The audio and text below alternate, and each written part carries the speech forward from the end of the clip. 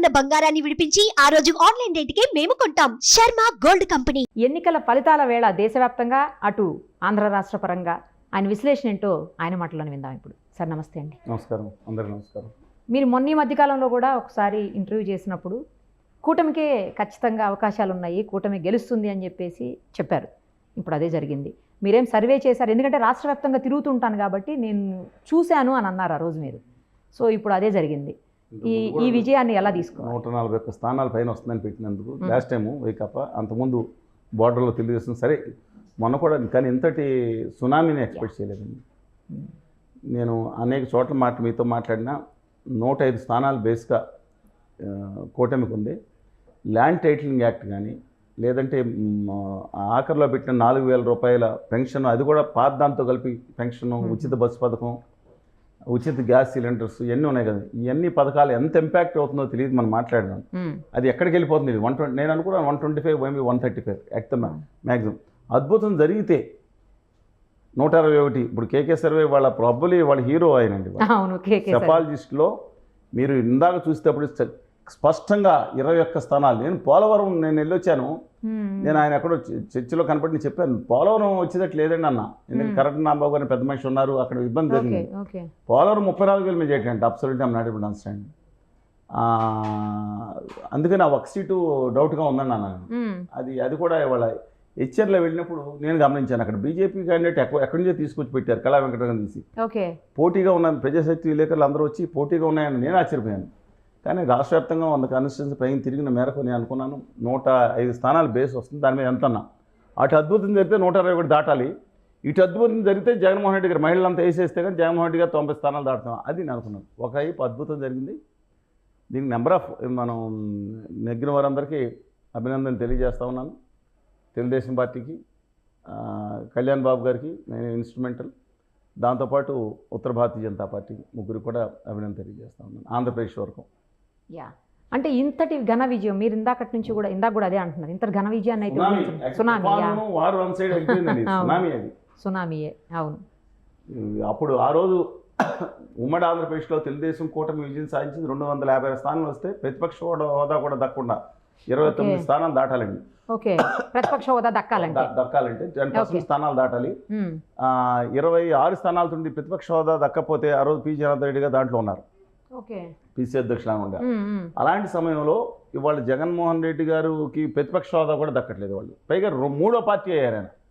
మొదటి పార్టీ తెలుగుదేశం అయితే అధికార పార్టీ, అధికారం కూటమి ఉన్నా సరే జనసేన 21 స్థానాలు. 3వ స్థానం ఇప్పుడు అంటే క్యాబినెట్ హోదా ఉండే ప్రతిపక్ష నేత హోదా కూడా ఉండదు దీంట్లో. ఇంతకుముందు ప్రతిపక్ష నేతగా చేశారు ఆయన. 18 స్థానాలు ఉండాలండి. అందువల్ల ఇవాళ అది కూడా లేదండి. దానికి చాలా చాలా కారణాలు ఉంటాయండి. ఒకటి ఏంటంటే ఓటమి ఆర్ఫన్ అంటారు. అంటే ఓటమి అనే దాన్ని ఆర్ఫన్ అంటే నోబడీస్ బేబీ. గెలుపు అనే దాన్ని దాని ఏమంటే 7 వారం నగలేసుకున్న అమ్మాయిలాగి మా పిల్ల అని ప్రతి ఒక్కళ్ళు క్లెయిమ్ చేసుకుంటారు. ఇవాళ అందుకని క్లెయిమ్ చేసుకోకపోయినా ఇవాళ మాత్రం నెంబర్ ఆఫ్ రీజన్స్ ఉన్నాయండి దానికి. పాయింట్ 1, ఆయన ఏదైతే కరెంట్ ఛార్జీలు మిగతా పనులు పెంచారు, జనం అనుకుంటున్నారు మిగతా, ఇది కూడా ఇంపాక్ట్ చూపించిందండి. దాంతోపాటు ఉద్యోగస్తులు చాలా భయంకరంగా వ్యతిరేకత. అది ఎలా చేశారంటే, నేను పొట్ట మీద కొట్టకూడదండి, ఏ ఉద్యోగి కూడా ఈ మీద కొడతారేమో అంటారు. అంగన్వాడీ వర్కర్స్ నేనే మాట్లాడాను మంత్రి గారితో, నేను లక్ష్మణ్ గారు అయితే వాళ్ళ కొలీగు జవహర్ రెడ్డి గారితో మాట్లాడారు. ఇలాగ చేస్తే బాగుంటుందంటే ఒప్పుకుందరు. జగన్మోహన్ గారి దగ్గరికి వెళ్ళిన తర్వాత నేనే వస్తాను అధికారంలోకి, నువ్వు అప్పుడు చేస్తాలే. అంతలో వాళ్ళు తప్పుకోకపోతే డిస్మిసల్ ఆర్డర్స్ ఇచ్చారు. కడుపు కొట్టడం వల్ల ఒక్కొక్క అంగన్వాడీ వర్కర్, అందరూ మహిళలండి, వర్కరు హెల్పరు, ఒక్కొక్కరు 20 ఏళ్ళకి కోడిగుడ్లు కానీ ఇవి కానీ అందజేస్తూ ఉంటారు. బాలింతరు కానీ మిగతా కానీ చూసుంటారు పౌష్టికాహారం. అంటే 20 లక్షలు అంటే 23 లక్షల ఏళ్ళకే వాళ్ళు వెళ్ళి ప్రచారం చేయడం, ఇది అంతర్లేని జరిగింది. 3వది సర్పంచులు, జెడ్పీటీసీలు, ఎంపీటీసీలు భయంకర వ్యతిరేకత. ఇది నేను ఇప్పుడు నిన్నే ఓడిపోతున్నాను, నిన్న రాసి సోషల్ మీడియాలో పెట్టా. జగన్ గారి ఓటమి కారణాలు ఇవన్నీ నిన్న పెట్టించాను నిన్న, బిఫోర్ దిస్ రిజల్ట్స్ రావడానికి ముందే. దాంతోపాటు ఈ అమరావతి అనేది ఇంపాక్ట్ టాప్ 3 పాయింట్స్ లేకపోవచ్చు, కానీ మహిళ మీద జరిగిన ఇదంతా ప్రజలు తీసుకున్నారు, నెగిటివ్గా తీసుకున్నారు. దాంతోపాటు అలా నేను విద్యార్థి సంఘాలందరూ సమరయాత్ర పెట్టాం. రాష్ట్రం అంతా ఇచ్చాపురం టు హిందూపురం చైతన్యయాత్ర, హిందూపురం టు విద్యార్థి యువజనులతో కలిసి సమరయాత్ర. మాకు రాజధాని ఏదంటే వాళ్ళు ఒక అవమాన భారంతో ఉన్నట్టు ఉందండి. వాళ్ళు ఎవరైనా వేరే ఎవరు క్యాపిటల్ ఉంటుందండి అందరూ. వీటితో పాటు చంద్రబాబు నాయుడు గారిని అరెస్ట్ చేసిన విషయంలో అండి బయటికి అంత ఇంపాక్ట్ కనపడకపోవచ్చు, కానీ తెలుగు ప్రజలు మూడింటికి పడిపోతారండి. ఒకటి హీరో వర్షిప్, రెండో సింపతి, మూడోది ఇదే ఈ ఇస్తారు కదండి సాఫ్ట్ సీన్.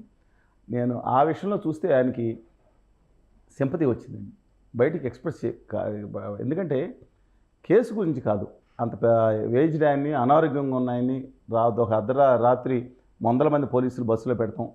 ఆ తర్వాత నేను ఖండించాను, నేను వెళ్ళి సంఘీభావం కూడా తెలియజేశాను. ఇవాళ దీని గురించి మాట్లాడలా, వాళ్ళు ఖండించడం కాకుండా దాని సంఘీభావం దాంట్లో పాల్గొన్నాను. తర్వాత ఢిల్లీ వెళ్ళి లోకేష్ గారికి మేము ప్రొఫెసర్స్ వెళ్ళి సంఘీభావం తెలియజేస్తాం. బయట నుంచి ఎవరు తెలియజేయలేదండి, ఇప్పుడు చెప్తున్నాను పార్టీ గారిని. కానీ ఎందుకంటే ఫీల్ అయ్యాం. తర్వాత రాత్రి 11-12 గంటల వరకు ఇంట్రాగేషన్ చేయటం అయింది. మళ్ళీ 2 గంటలకు లేపేసి ఏం పడుకుంటారని రెండో రోజు కూడా లేపేసి మళ్ళీ హాస్పిటల్ తీసుకెళ్తాం, 3వ రోజు జైల్లో పెడతాం, తమ్ముడు కూడా లేకపోతే నెంబర్ ఆఫ్ ఇష్యూస్. ఈ సింపతి అపార్ట్ ఫ్రమ్ దట్ రాజధాని ఇవన్నీ కాకుండా కొత్త ఓటర్లు 40 లక్షల మంది వచ్చారు ఈ 5 ఏళ్లలో. వాళ్ళలో డెఫినెట్గా నేను మనం నీళ్ళని పాలుగా తీసుకోవాలంటే జగన్మోహన్ రెడ్డి గారు సంక్షేమ పథకాలు అమలు చేయడంలో ఒక సిపిఎస్ సంక్షేమ పథకాలు సిపిఎస్ కానీ లేదంటే ఇంకొక 2-3 ఇష్యూస్ ఉన్నాయి, మధ్య నిషేధం కానీ, ఇక మిగతా పథకాలను ఏదో తల తాకెట్టు పెట్టన్నా వచ్చి ఉద్యోగులకు జీతాలు లేట్ చేశాను, వీళ్ళకి మాత్రం 1వ తారీఖున మార్కెటింగ్ నిజంగా గౌరవించారు, ఇంటికి వెళ్ళి ఇవ్వడం పాజిటివ్ పాయింట్స్. దాని గురించి ఆ మహిళల పేరు మీద ఇల్లు తీసి దాని గురించి గెలవాలి ఆయన అసలు యాక్చువల్గా అనుకున్నారు. కానీ అబ్సల్యూట్లీ మేము అనుకున్న అది దీనికన్నా ఈ 2-3 పాజిటివ్ పాయింట్స్ ఉంటే 50 నెగిటివ్ పాయింట్స్ ఉన్నాయండి. అందువల్ల ఉపాధి లేకపోవటం ఇవన్నీ మనం ముందర మాట్లాడుకున్నాయి మైనస్ పాయింట్స్ అన్నీ కూడా. దాంతోపాటు ఒక కక్షాదింపు చర్యగా తీసుకుంటాం అనేది ఇది యాక్చువల్గా నవరత్నాలు కనుక ఆయన పని చేసుకుంటే ప్రత్యేక హోదా విభజన హామీ తీసుకొచ్చి అమరావతి ఆయన స్టైల్లో ఆయన కట్టుకుంటూ వెళ్ళిపోతే ఆయన ఇంకో 10 ఏళ్ళు ఎంతో ఉండేవారు. ఎందుకంటే అద్భుతం మెజార్టీ ఇచ్చారు ఆయనకి, 150 సీట్లు. ఇప్పుడు వాళ్ళు వచ్చిందనుకోండి, వాళ్ళ కూటమి ఆయన సింగిల్గా వచ్చినప్పుడు ఆయన కక్షాదింపు మీద దృష్టి పెడతాం. ఆఖరిలో 6093 తనకు ఉంది కాబట్టి ఈయన కూడా వేయించాలని చెప్పటం, ఇవన్నీ కూడా మైనస్ పాయింట్స్ అయ్యి ఇది పైలప్ అయిపోయింది. నేను సరిగ్గా 1-3 నెలల క్రితం కూడా చెప్పాను, ఉన్నట్టుండి ఇది రాదండి, జగన్మోహన్ రెడ్డి గారికి వ్యతిరేకంగా ఇది వెళ్తుందని చెప్పి 5 నెలల క్రితం సుమన్ టీవీలో కూడా 6 నెలల క్రితం కూడా 100-110 అంటే బీజేపీతో కలిస్తే నేను వంచిన పొరపాటు ఏమైందంటే బీజేపీతో కలవకముందే 120-130 స్థానాలు కలిస్తే మాత్రం 100-105 పడిపోతాయి, ప్లస్ రావచ్చేమనుకున్నాం. అంటే అప్పుడు ఇది లేదండి, ల్యాండ్ టైటిలింగ్ యాక్ట్ లాస్ట్ మీట్లో కొట్టారు, ఎవరు తీసుకున్నారో తెలియదు నాకు. అది చాలా straight away land titling act manifesto 2 last 15 రోజులు నేను తేరుకునే లోపల వివరణ ఇచ్చే లోపల టైం అయిపోయింది. దాన్ని ఐడియాలజికల్ బ్యాన్ ప్రెస్ అంటారు. తర్వాత ఇంకో విషయం ఏంటంటే పాలకులు దూరం అయిపోయారు ప్రజలకి, ఆయన పరదాలు కట్టుకుని తిరగటం. ఇప్పుడు రాజశేఖర రెడ్డి గారికి ఫ్రెండ్స్ ఉండేవారు, యారా ఏంట్రా అని అనుకునే ఫ్రెండ్స్ ఉండేవారు. ఆయనకి నువ్వు చేస్తున్న తప్పురా అని చెప్పగలిగేది. జగన్మోహన్ రెడ్డి గారి దగ్గర ఉన్నారా? నేను ఇంకోటి కూడా చెప్తాను, ధర్మదర్శనం మా మంత్రి గారు ఉన్నారు, ఇప్పుడు మళ్ళీ ఓడిపోయినప్పుడు బాధ ఆయన పేరు చెప్పి ఎందుకు బాధపడతాం, కానీ ఓ మంత్రి గారు ఉన్నారు. 2 ఏళ్ళు అయిందంటే ధర్మదర్శనం కాక ప్రత్యేక దర్శనం లేదంటండి. ఆఖరి శ్రీవాణి టికెట్ అది అలా కాదు, ఈయన దగ్గర జగన్మోహన్ రెడ్డి గారి దగ్గర మంత్రి గారు ఆఖరికి అడిగితే సకల శాఖ మంత్రి గారు గవర్నీలో అని నేను ఇస్తాను పరిచయం మాట్లాడని చెప్పి అక్కడ వెళ్ళిన తర్వాత బాగున్నారు ఏంటి సమాచారం పిల్లవాడిని వెళ్ళిపోయారు. కనీసం కూర్చుని మాట్లాడగలిగి సమస్యలు చెప్పాలిగా మంత్రి గారు. ఇవన్నిటికీ దూరం అయిపోయి తాను ఒక స్క్రిప్ట్ రాశారు, దేవుడి స్క్రిప్ట్ అంటాం 23 ఎన్ని ఏమవుతుందంటే అండి నెగిటివ్ పాయింట్స్ ఇవన్నీ కూడా నెగిటివ్ తీసుకున్నాయి. అందుకని ప్రజల్లో కూడా ఆయన ఏం నమ్ముకున్నారంటే మీకు చెప్పాను లాస్ట్ టైం, అంబికా దర్బార్ అంటే ఆయనకి చిన్నప్పటి నుంచి పడదండి అని. అదే భగవంతుని భక్తులు అనుసంధానం కింద ఎమ్మెల్యేలను పట్టించుకోలేదు, జడ్పీటీసీలు సర్పంచులు అందరిని పక్కన పెట్టి వాలంటీర్లు వాళ్ళ కింద మనుషులు నేనే అనుకున్నారు. వీళ్ళు భయంకరంగా రివర్స్ వెళ్ళారు. దీంతోపాటు ఇవాళ మా వరకు హోదా విభజన హామీల మీద కనీసం మాటను కూడా మాట్లాడలేదు. అలాగే ఎస్సీలకి అనంతబాబు గారు వాళ్ళు అధికార ప్రతినిధులు వస్తారు, మరి వాళ్ళు వచ్చినప్పుడు ఏముందండి చనిపోయిన తర్వాత డెడ్ బాడీని గౌరవంగా డోర్ డెలివరీ చేశాం కదా అనే పరిస్థితి మాట్లాడుతుంటే ఎంత వాళ్ళు పదం ఎట్లా మాట్లాడారో కానీ అది ఎంత లక్షల్లో మిలియన్స్లో ట్రోల్ అయిందండి. ఇది కొంచెం అమానవీయంగా ఉంటుంది కదా. తర్వాత అనంతబాబు గారిని తీసుకొచ్చి ఊరేగింపుల్లో తీసుకెళ్ళటం, జైలు నుంచి వచ్చేటప్పుడు పార్టీ సంబంధం ముందు ఆ తర్వాత చూశాను స్పష్టంగా. అది మళ్ళీ వాళ్ళ మిస్సెస్కి మళ్ళీ సీట్ ఇచ్చారు, రంపచోడవరం ఎట్టి పరిస్థితులను నేను తూర్పుగోదావరి తిరిగినప్పుడు నెగ్గే సీట్లో తుని రంపచోడవరం రావచ్చేమని అనుకున్నాం. 2 సీట్లన్నీ వస్తాయని. ఇప్పుడు 2 కూడా లేకుండా చూశారు కదా, వెళ్ళిపోయింది. తుని ఫస్ట్ టైం 1999 తర్వాత మొట్టమొదటిసారి యనమల రామకృష్ణ అమ్మాయి గారు అంటే తెలుగుదేశం పార్టీ నెగ్గింది ఆయన సీటు. ఆయన ప్రతి ఎన్నికల్లో ఓడిపోతాను. ఆయన కానీ వాళ్ళ తమ్ముడు ఎవరు కృష్ణుడు గారు చేసేవారు, ఆయన డిఫరెంట్ అయ్యి వెళ్ళారు వాళ్ళు. అది ఇక వెస్ట్ గోదావరి డిస్ట్రిక్ట్ మా జిల్లాకు వచ్చినప్పుడు అండి, పోలవరం ఒకటి, గోపాలపురం ఒకటి మాకు డౌట్ ఉంది. ఈ 2 ఉంగుటూరు కూడా దగ్గరికి వచ్చేసిందండి మ్యాచ్. దీంతోపాటు అందరూ అనుకుంది ఏంటంటే చంద్రబాబు నాయుడు గారు డబ్బుల్లో తక్కువ, ఈసారి 10% తీసేయండి, 90% కాన్స్టిట్యున్సీలో సై అంటే సై అనే సిస్టంలో ఒక మంగళగిరిలో, ఇది బయట వచ్చిన సమాచారం, నేను దాదర్ సిటీ మనం చూపిస్తామండి, 4,000 రూపాయలు వైకాపా 50 నుంచి 55% మంది పంపిణీ చేసిందని వార్తలు, రేపైన కమ్యూనికేషన్. తెలుగుదేశం 3,000 రూపాయలు ఇచ్చినా సరే 85%కి అందేటట్టు ఏర్పాటు చేయడం. అంటే పక్కన బూత్ కమిటీలో వీటి విషయంలోనండి ఈ దేశంలోనే పటిష్టమైన వ్యవస్థ కలిగి ఉంది తెలుగుదేశం పార్టీ, సిపిఎం కూడా ఆఫ్ కోర్స్ ఉంది. అందువల్ల ఈ నెంబర్ ఆఫ్ రీజన్స్తో పాటు తల్లి చెల్లి ఈ సెంటిమెంట్ బాగా పట్టింది. ఆవిడ కొంగు చాచి నేను కొంగు చాచి నేను అడుగుతున్నానని చెప్పడం, ఆవిడ కాన్స్టిట్యున్సీలో కొంతవరకు ప్రభావం జరుగుతుంది కాబట్టి, కానీ మిగతా అన్ని చోట్ల కూడా, ఎందుకంటే నేను అమ్మ చెల్లి అని మాట్లాడుతుంటారు, అన్ని చోట్ల కూడా తెలియని ఇంపాక్ట్ చూపించిందండి. కాంగ్రెస్ పార్టీ చీల్చిన ఓట్ల వల్ల ఒక 3-4 కాన్స్టిట్యున్సీ 5 కాన్స్టిట్యున్సీలు తేడా వచ్చి ఉంటుంది. బోర్డర్ లైన్ కాదు, చాలా సీట్లు చాలా ఎక్కువలో ఉన్నాయి, మెజార్టీలు 20,000, 30,000, 40,000 చాలా ఎక్కువ ఉన్నాయి. అందువల్ల ఈ నెగ్గిన దాంట్లో చాలా తక్కువ ఉన్నాయి మార్జిన్స్. అందువల్ల డెఫినెట్గా ఒక సైకలాజీ మీకు చెప్పాను, సింపతి అనేది జగన్మోహన్ రెడ్డి గారు ఈ మూడు పడిపోతారు, హీరోషిప్, సింపతి అండ్ దీనికి. ఆ రోజు జగన్మోహన్ రెడ్డి గారు వర్కౌట్ అయ్యింది, సింపతి జైల్లో పెట్టారు. ఈరోజు చంద్రబాబు నాయుడు గారికి జైల్లో పెట్టడం, తన బాబాయ్ విషయంలో ఒక తండ్రిని కోల్పోయిన కూతురు వాళ్ళ మిస్సెస్ వీరి చెల్లెలు, పైగా వాళ్ళ అమ్మగారి కేటగిరికల్గా అమెరికా వెళ్ళిపోవటం, కూతురికి మద్దతు ఇమ్మని చెప్పటం, ఈజ్ ఆల్ డెఫినెట్గా మనం అనుకున్న దానికంటే ఇంపాక్ట్. పైగా షర్మిల గారికి అదనంగా మీడియా చాలా భయంకరమైన ప్రచారం ఇచ్చింది. ఇది ఆల్ టుగెదర్ ఆవిడకి ఓట్ల కంటే కూడా నెగిటివ్ ఒక మైండ్ అంటే జగన్ గారు కాన్సన్ట్రేషన్ చేయలేని సిచ్యువేషన్కి, మీకు తెలుసు కదండి, చెవులో జోరేగా, పంట్లో రాయి, కంట్లో ముళ్ళు, సరే కాల్లో ముళ్ళు, కంట్లో నలక, చెవులు, ఇలాగా ఆయన 24 గంటలు ఆవిడ వదలలేదు. చాలా గట్టిగా పట్టి వైఎస్ఆర్ తెలంగాణ పార్టీ అధ్యక్షురాలుగా ఎంత గట్టిగా ఉన్నా ఆంధ్రప్రదేశ్ నాకు సంబంధం లేదు, అదో పక్క రాష్ట్రం అనుకుని ఎన్నిసార్లు చెప్పి నాకు నా జీవితం అంతా ఎక్కడ అనుకున్నా వచ్చినా సరే, ఆవిడ చేసిన సౌండ్కి లేదా ఆవిడ మాట్లాడిన మాటకి ఆవిడ రోధించారు. రోధించడం, కొంగు పట్టుకుని నేను అడుగుతున్నాను ఇమ్మని చెప్పడం, ఇవన్నీ కూడా ఇంపాక్ట్ చాలా చూపించినాయండి. అందువల్ల కడప టౌన్లో మాధవ్ గారు, అది ఎక్కడ మీరు చూసారా, కడప జిల్లాలో ఎన్ని సీట్లు హైయెస్ట్ సీట్స్ గెలుచుకుంటుంది 6.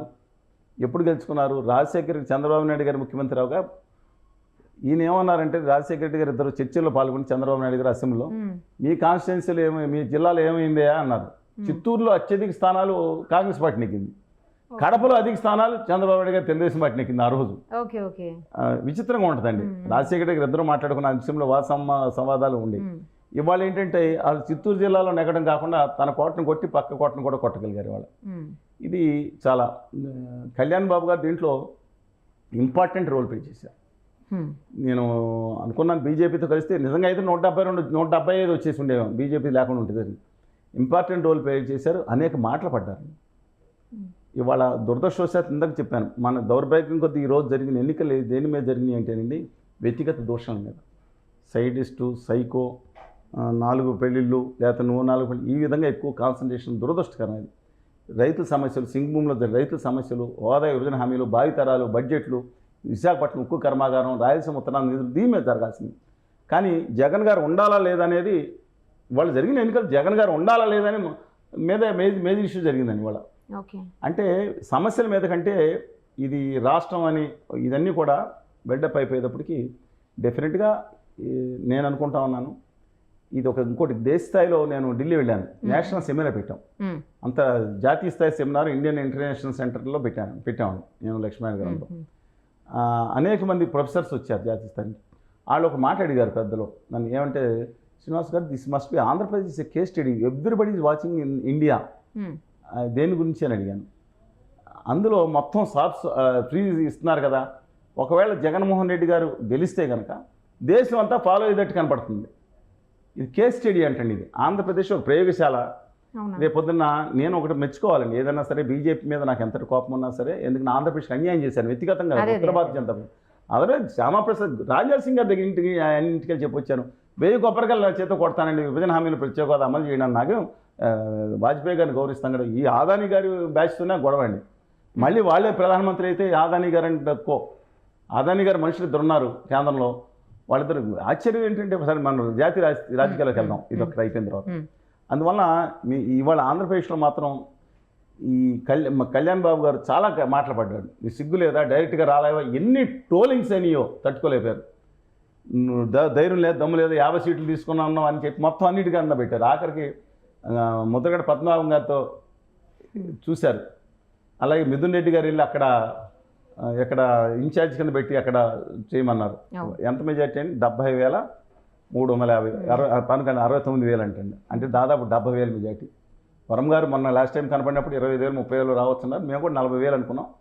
ఎక్సలెంట్ అండి. రెండోది, ఇవన్నీ కూడా ఓవర్కమ్ అయ్యి ఆయనకి చంద్రబాబు నాయుడు గారు అలా నువ్వు ధైర్యంగా రాలేవన్నా, ఆయన సీజన్ పొలిటీషియన్, ఎప్పుడో దక్కాముక్కిలు తినాయన.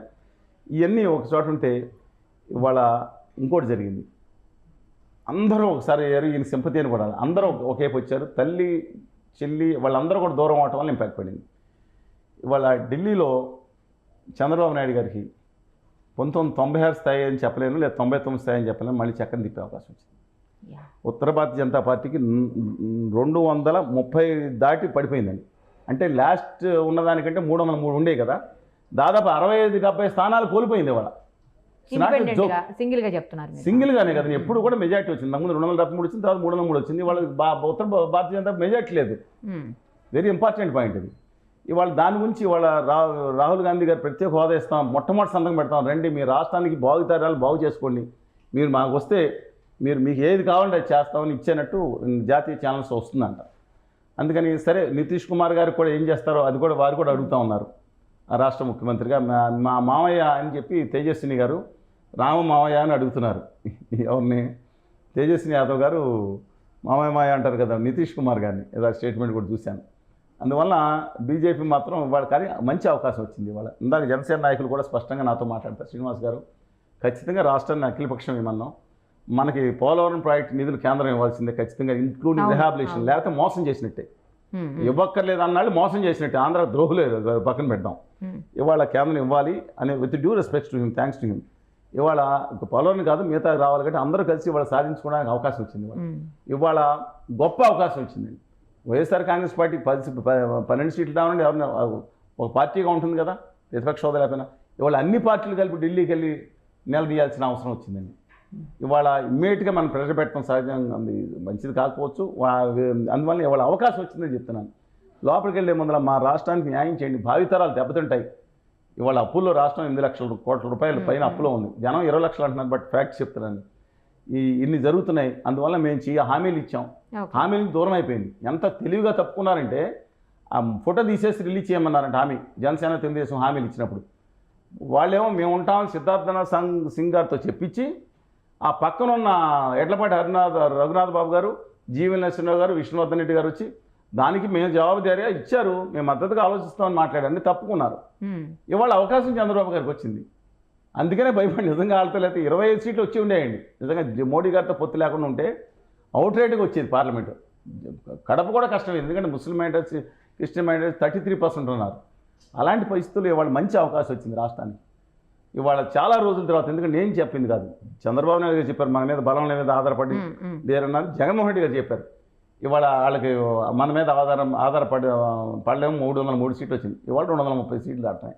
ఇది బెస్ట్ ఆపర్చునిటీ రాష్ట్రం కోసం తమ స్వార్థం అంతా పక్కన పెట్టి.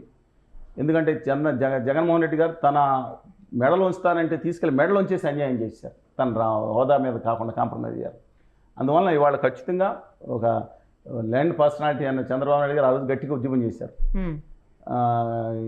ఇవాళ వచ్చి నిజంగా నేను అనుకుంటానండి, మోడీ గారికి చంద్రబాబు నాయుడు గారికి ఇష్టం లేదు, ఆ చర్చల్లో కూడా మొదట పాల్గొలేదు. అమిత్ షా గారు ఎన్ని తెలుసానికి, ఉత్తరప్రదేశ్లో 2 గుజరాతీలు అక్కడ చక్రం తిప్పుతున్నారంటే అక్కడ యోగి ఆదిత్యనాథ్ గారు నెక్స్ట్ టైం ఆయన తీసేస్తారనే వాదన వచ్చింది. మోడీ గారు మైనస్లోకి వెళ్ళారు. ఎవరిని ఎక్స్పెక్ట్ చేశారు ఇది? మోడీ గారు రెండో రౌండ్లో వెనుకంజ. కానీ ఎవరిని ఎక్స్పెక్ట్ చేశారు ఇది? ఇవాళ గుజరాతీ పాలిషన్ దేశం అంతా పాలిస్తున్నారని అలాంటి సిచ్యువేషన్ వచ్చినప్పుడు చాలా మోస్ట్ ఇంపార్టెంట్గా ఇవాళ అవకాశం వచ్చింది. అందువల్ల నా అభిప్రాయం ప్రకారం గవర్నీలు చంద్రబాబు నాయుడు గారు, కళ్యాణ్ బాబు గారు, ఆంధ్రప్రదేశ్ భావితరాలు, ఎందుకంటే ఇంకేం వచ్చినా రావండి. హోదా విభజన హామీలు వస్తేనే లాభం. రాయలసీమ ఉత్తరాంధ్ర నిధులు అన్నీ ఉన్నాయి. పోలవరం ప్రాజెక్ట్ పూర్తి స్థాయిలో రిహాబిలేషన్, రీసెటిల్మెంట్ ముఖ్యమైన నిధులు ఇదే ఉంది. నెత్తకం డాక్ఫిల్ డ్యాము వస్తుంది. భావితరాల భవిష్యత్తు కోసం దీని మీద ఖచ్చితంగా దృష్టి పెట్టాలనుకుంటున్నాను. ఇది రాష్ట్ర స్థాయిలో మనం అడగాల్సింది. జాతీయ స్థాయిలో ఒకసారి చూసుకుంటేనండి, ఏంటండి మమతా గారు, నేను ఒక 4 రోజుల క్రితం పశ్చిమ బెంగాల్ వెళ్ళాను, అంటే నార్త్ బెంగాల్ వెళ్ళాను. వెళ్ళినప్పుడు ఆశ్చర్యకరంగా అక్కడ ఎక్కడ చూసినా యాంటీ మమతా గారు ఉన్నారు. వాళ్ళు నెగ్గింది కూడా ఆ పార్టీలో, ఆ ఏరియాలో మాత్రం బీజేపీ నెగ్గింది 4 సీట్లు. అసలు సీట్లు పెరుగుతాయి అనుకున్నారు. ఏదంటే 18, 24, 25 కూడా ఫస్ట్ మార్నింగ్ చూపించింది. 33 అంత వచ్చినాయండి. 33 సీట్లు వచ్చినాయి. చాలా విచిత్రంగా ఉంది. బీహార్లో మాత్రం రివర్స్ అయింది. ఉత్తరప్రదేశ్లో, ఒడిశాలో ఆయన ఇప్పుడు నవీన్ పట్నాయక్ గారు ఏం చేయాలి, కాంగ్రెస్తో పొత్తు పెట్టుకుంటే అధికారంలోకి వచ్చారు. ఆయనకి 57 సీట్లు వచ్చినాయి, కాంగ్రెస్కి 12, అంటే 69 సీట్లు వచ్చినాయి. దాని మెజార్టీ 147 సీట్లకి మెజార్టీ 75 సీట్లు బీజేపీకి వచ్చింది. ధర్మేంద్ర ప్రధాన్ గారు ఆయనతో నేను కూర్చొని మాట్లాడినప్పుడు 2-3 అవర్స్ కూర్చున్నాను. నేను ఆంధ్రప్రదేశ్ హక్కుల కోసం మాట్లాడిన పెట్రోల్ దాని గురించి డెఫినెట్గా నేను, అంటే పాజిటివ్ పర్సనాలిటీ, ఒక సంఘటన దగ్గర నుంచి విద్యార్థి ఏబీపీ దేశం అంతా తిరిగిన వ్యక్తి. ఆయన కాబోయే ముఖ్యమంత్రి అనుకుంటా. కానీ ఇప్పుడు 5వసారి ఈ దేశంలో అత్యధిక కాలం ముఖ్యమంత్రికి చేసిన లిప్తపాట్లో కోల్పోయారు నవీన్ పట్నాయక్ గారు. పవన్ కుమార్ చామ్లింగ్ గారు ఉన్నారు. అక్కడే నెగ్గాను సిక్కింలో మన అసెంబ్లీ ఎన్నిక జరిగింది. అందువల్ల నా అభిప్రాయం ప్రకారం కానీ సమాజ్వాదీ పార్టీ ఇక్కడ మొత్తం చూడండి, మొత్తం ఎక్కడ దెబ్బతిందంటే బీజేపీ ఉత్తరప్రదేశ్, రాజస్థాన్, మహారాష్ట్ర, ఈ మూడిట్లో చాలా భయంగా. ఢిల్లీ క్లీన్ స్వీప్ చేసింది, మళ్ళీ ఎన్నిసార్లు చేసిన.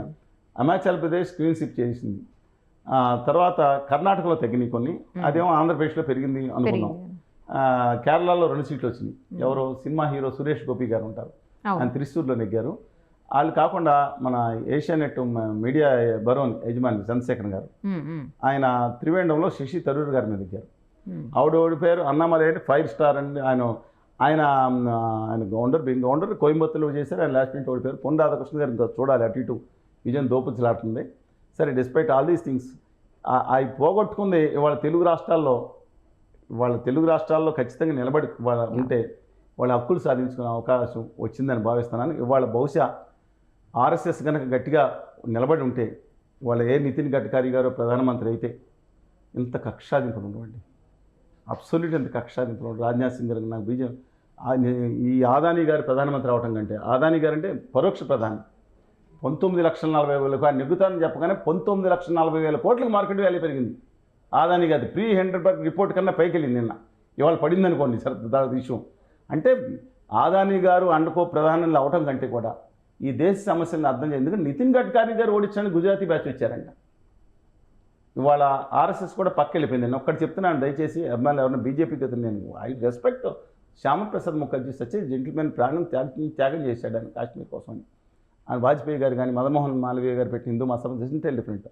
ఇవాళ మేనిఫెస్టోలో ఇవాళ మోడీ గారికి వాళ్ళ అర్థం ఇంకా గట్టిగా రాలేదని, బికాస్ ఆఫ్ మన సదర్న్ స్టేట్స్ అండ్ ఈస్టర్న్లో ఒడిశా కానీ ఒక స్టేట్ వల్ల మధ్యప్రదేశ్ కూడా స్వీప్ కొట్టిందని.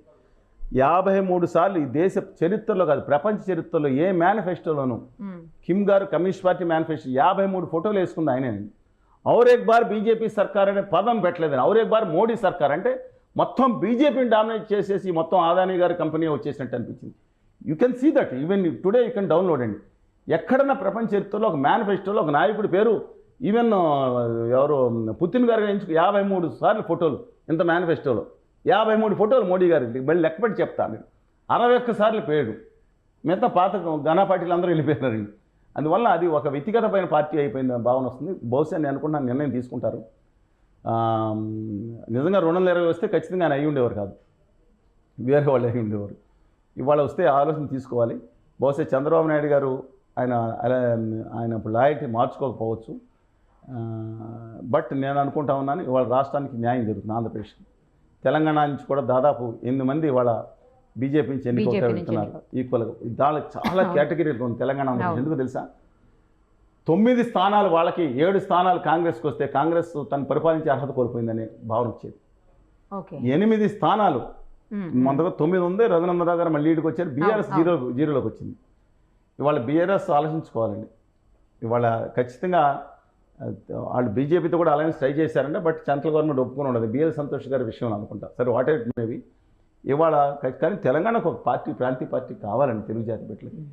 కానీ మోడీ గారు ఒకటే చెప్తున్నాను, దయచేసి ఆయన మళ్ళీ ఒకసారి ప్రధానమంత్రి అయితే ఈ దేశంలో ప్రజాస్వామ్యం ఉండదేమని అనిపించాం. కానీ అదృష్టవశాత్తు 380 ఔరేట్ బార్ 400 ఏదో హిందీ డైలాగ్ వేశారు.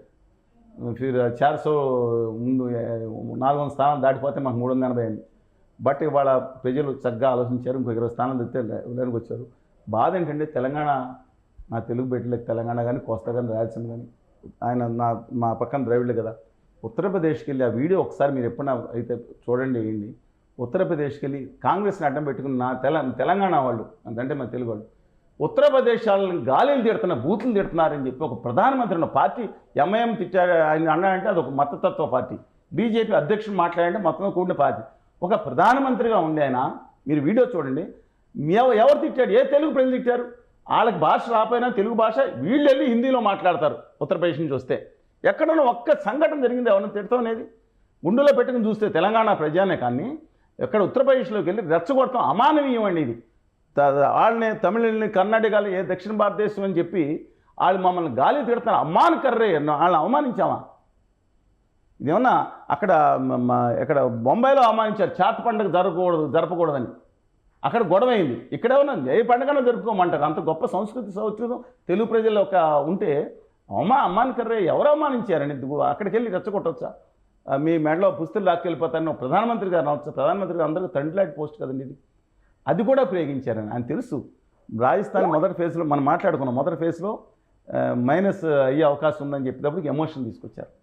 బట్ ఇవాళ బహుశా నేను అనుకుంటున్నాను, ఎందుకంటే నేను గడ్కరీ గారితో మాట్లాడాను నిమిషాలు, ప్రతి దాని పట్ల అవగాహన ఉంది. ఆయన పార్టీ నాకేం పార్టీ ఉంది? ఒకవేళ ఆయన తెలంగాణకు, ఆంధ్రప్రదేశ్కి కూడా న్యాయం చేయాలని, రైతుల సమస్య మీద న్యాయం చేయాలని కేవలం ఆదాని గారి గురించి ఆలోచించే మనిషి కాదని ఆయన కానీ, రాజ్నాథ్ సింగ్ గారు కానీ. బహుశా ఇప్పుడు వెంకయ్యనాయుడు గారు కూడా షెడ్లో పెట్టారు కదండి, ఆయన కూడా బయటకు వస్తారని అనుకుంటున్నాను. బలవంతాన్ని ఆయన షెడ్లోకి పంపించారు. పెద్దలు అద్వానీ గారిని, మురళీ మనోహర్ జోషి గారిని కూడా షెడ్లో పెట్టారు. డెఫినెట్గా వాళ్ళు with due respect to them వాళ్ళు బయటికి రావచ్చాము. దేశ రాజకీయాల్లో కూడా కనీసం ఒక మార్పు వచ్చే అవకాశం కనిపిస్తుంది నాకు ఈ రాజకీయాల్లో. Thank you. చాలా మంచిగా విశ్లేషణ, ఇటు ఆంధ్ర గురించి, సేమ్ టైం దేశవ్యాప్తంగా జరుగుతున్నటువంటి ఎలక్షన్ గురించి, అదే రిజల్ట్ గురించి కూడా చాలా బాగా చెప్పారు. థ్యాంక్ యూ అండి. Thank you so much. Suman టీవీలో మీ పర్సనల్ అండ్ బిజినెస్ ప్రమోషన్స్ కోసం కింది నెంబర్కి కాంటాక్ట్ చేయండి.